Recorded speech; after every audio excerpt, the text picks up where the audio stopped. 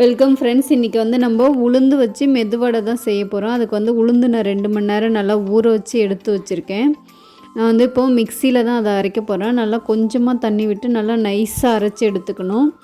எடுத்துகிட்டு இந்த மாவு வந்து நல்லா பீட்டர் வச்சு நல்லா பீட் பண்ணிக்கிங்க. இல்லைனா கை வச்சு கூட நீங்கள் நல்லா பீட் பண்ணலாம். இது எதுக்குன்னா உங்களுக்கு வடை வந்து கொஞ்சம் உப்பி வரும்.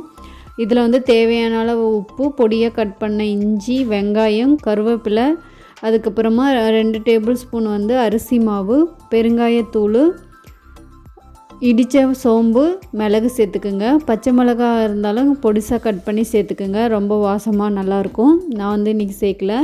நல்லா பீட் பண்ணி எடுத்துக்கோங்க. இப்போ வந்து எண்ணெய் சூடு பண்ண வச்சுருக்கேன். இப்போ எண்ணெய் சூடாகிடுச்சா நம்ம வந்து கொஞ்சம் மாவு போட்டு செக் பண்ணிக்கலாம். இப்போ எண்ணெய் சூடாகிடுச்சு. கையை நல்லா தண்ணியில் நனைச்சிட்டு வடையை வந்து நல்லா உருட்டி ரவுண்ட் ஷேப்பில் வந்து ஹோல் போட்டு சென்டரில் போட்டு எடுத்துக்கலாம். இதே மாதிரி வந்து எல்லா வடையும் வந்து நீங்கள் போட்டு எடுத்துக்குங்க.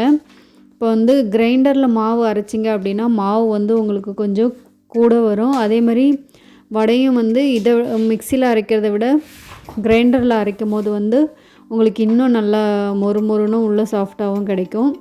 இப்போ வந்து இதை 2 பக்கமும் நல்லா திருப்பி போட்டு நல்லா வேக வச்சு வந்து எடுத்துக்குங்க.